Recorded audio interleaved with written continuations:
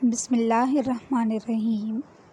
عزیز طلباء، ہمارا آج کا موضوع ہے سبق نمبر 8 نام دیو مالی۔ یہ سبق بابائے اردو مولوی عبدالحق کی کتاب چند ہم عصر سے لیا گیا ہے۔ یہ سبق ایک شخصی خاکہ ہے۔ خاکہ ایسی تحریر جس میں کسی شخص کے افکار، کردار اور خوبیوں اور خامیوں کو اس انداز سے تحریر کیا جاتا ہے کہ اس شخص کا تعارف بھی ہو جائے اور وہ اس کے سوانح بھی نہ ہوں، خاکہ کہلاتا ہے۔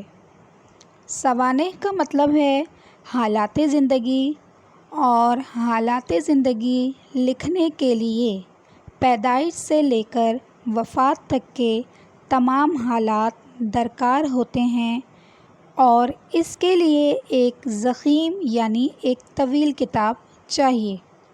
مگر خاکہ ایک ایسی تحریر ہے جو کہ بہت ہی مختصر ہوتی ہے، اور یہ پڑھتے ہی اس شخص کے سارے کردار کا اندازہ ہو جاتا ہے، یعنی اس شخص کی ایک تصویر، یعنی کہ اس شخص کا ایک خاکہ ہمارے ذہنوں میں بیٹھ جاتا ہے، اور ہم اندازہ لگا لیتے ہیں کہ وہ شخص کیسی خوبیوں اور کیسی خامیوں کا حامل تھا۔ عموماً خاکہ میں خامیاں بیان نہیں کی جاتیں، مگر بہرحال وہ بھی خاکہ کا ایک حصہ ہوتی ہیں۔ آئیے سبق کا باقاعدہ آغاز کرتے ہیں، جو کہ آپ کی کتاب کے صفحہ نمبر 84 یعنی 84 پر موجود ہے۔ نام دیو مقبرہ رابعہ دورانی اورنگ آباد کے باغ میں مالی تھا۔ نیک ذات ہونے کے باوجود ایک اچھے انسان کی تمام خوبیوں سے آراستہ تھا، یعنی کم ذات کا تھا۔ وہ ہر وقت اپنے کام میں مصروف رہتا اور پودوں کی دیکھ بھال اپنی اولاد کی طرح کرتا تھا۔ اگر کسی پودے کو کچھ ہو جاتا تو اس کی جان پر بن جاتی، ہر ممکن کوشش کرتا اور اسے بچا لیتا۔ نام دیو خود بھی صاف ستھرا رہتا اور ایسا ہی اپنے چمن کو رکھتا۔ چمن چھوٹے باغیچے کو کہتے ہیں۔ باغ میں رہ کر اسے کئی جڑی بوٹیوں کی پہچان بھی ہو گئی تھی، لہٰذا وہ ان جڑی بوٹیوں سے ارد گرد کے دیہات کے بچوں کا مفت علاج بھی کر دیا کرتا تھا۔ ایک مرتبہ جب خشک سالی کی نوبت آ گئی، خشک سالی کہتے ہیں بارش نہ ہونا، بالکل بارش نہیں ہوتی اس دوران، باغ کے تمام مالی پریشان تھے۔ ظاہر سی بات ہے بارش نہیں ہو رہی، اور باغ کی دیکھ بھال کے لیے سب سے زیادہ کس چیز کی ضرورت ہوتی ہے؟ پانی کی ضرورت ہوتی ہے۔ مگر نام دیو کسی بھی دور دراز کے جوہر سے گدلا پانی ڈھو ڈھو کر لاتا اور پودوں کو دے دیتا۔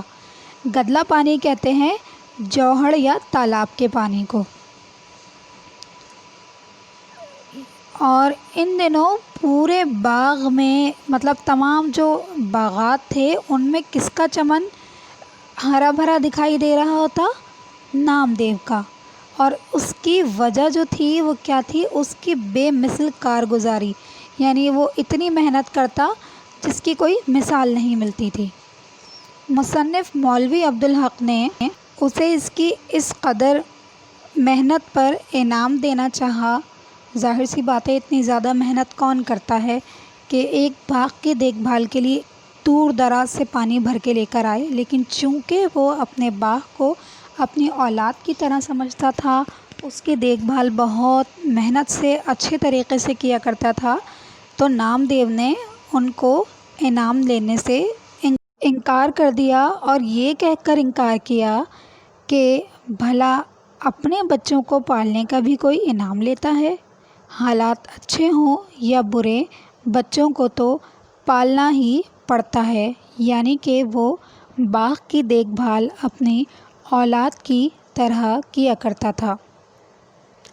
نام دیو ہر کسی سے خوش دلی اور خندہ پیشانی سے ملتا تھا۔ خوش دلی کہتے ہیں اچھے طریقے سے خندہ پیشانی یعنی مسکرا کر ملتا تھا۔ باغ کے دیگر مالی یعنی باغ کے جو دوسرے مالی تھے وہ سگریٹ بیڑی وغیرہ کے عادی تھے، مگر نام دیو اس قباحت سے دور رہتا، یعنی کہ وہ اس بری عادت میں مبتلا بالکل بھی نہیں تھا۔ باغ میں دیگر ممالک سے بھی اعلیٰ تعلیم یافتہ مالی بلوائے گئے تھے، یعنی جو باقاعدہ اس چیز کی گارڈننگ کی تعلیم لیتے ہیں، مگر نام دیو ان سب سے مختلف تھا۔ وہ پڑھا لکھا تو نہیں تھا، لیکن کام سے اسے اس قدر لگاؤ اور سچی محبت تھی کہ اس وجہ سے اس کا کام جو ہے وہ سب سے زیادہ اچھا ہوتا تھا، اپنی محنت، لگن اور توجہ کی وجہ سے۔ ایک دن حسب معمول پوری لگن اور تندہی کے ساتھ وہ اپنے کام میں مصروف تھا، یعنی بہت محنت کے ساتھ۔ تندہی اس چیز کو کہتے ہیں کہ اتنی توجہ کے ساتھ اپنے کام میں مصروف ہو کہ ادھر ادھر کا دھیان نہ رہے، کہ کہیں سے شہد کی مکھیوں کا ایک غول آتا دکھائی دیا اور اسے معلوم بھی نہیں ہوا۔ مکھیاں جو ہیں ہمیشہ غول کی صورت میں یعنی گروپ کی صورت میں حملہ کرتی ہیں۔ اب باغ کے دیگر مالی یعنی باقی مالیوں نے کیا کیا کہ وہ ادھر ادھر بھاگ گئے، یعنی ظاہر سی بات ہے موت سب کے سر پر منڈلا رہی تھی، سب نے ادھر ادھر بھاگ کر اپنی جان بچانے کی کوشش کی، لیکن موت اس کے سر پہ بھی منڈلا رہی تھی، مگر اس نے اس چیز کی پرواہ نہیں کی۔ مکھیوں نے اس کو اس قدر کاٹا کہ وہ بے دم ہو گیا، یعنی اس کے اندر جان نہیں رہی۔ چاہتا تو دوسرے مالیوں کی طرح وہ بھی باغ چھوڑ کے بھاگ سکتا تھا، لیکن اس نے اپنے کام سے وفاداری نبھائی اور کوشش کرتا رہا اور بے دم ہو گیا، لیکن باغ کو پھر بھی نہ چھوڑا۔ اچھا، سبق پڑھنے اور سمجھنے کے بعد ہمارے سامنے نام دیو کا مکمل خاکہ آ گیا ہے کہ وہ ایک نیک سیرت مالی تھا، کم ذات ہونے کے باوجود، یعنی چھوٹا موٹا کام کرتا تھا، اس کے باوجود اپنا کام بے حد توجہ اور لگن سے کیا کرتا تھا۔ یعنی اس سبق یعنی کہ خاکہ سے ہمیں محنت کرنے کا درس ملتا ہے، جو مولوی عبدالحق نے نام دیو کے کردار کی صورت میں ہمیں محنت کرنے کا پیغام نہایت خوبصورت انداز سے دیا ہے۔ امید ہے کہ آپ کو سمجھ میں آ گیا ہوگا کہ خاکہ کسے کہتے ہیں، یعنی ایک ایسی مختصر تحریر جسے پڑھتے ہی ہمارے سامنے کسی شخص کا کردار آ جائے۔ آج کا کام یہیں پر مکمل ہوتا ہے، یعنی سبق کی وضاحت یہیں مکمل ہوتی ہے۔ اگلی کلاس میں اس کے تحریری کام کے ساتھ حاضر ہوں گے۔ فی امان اللہ۔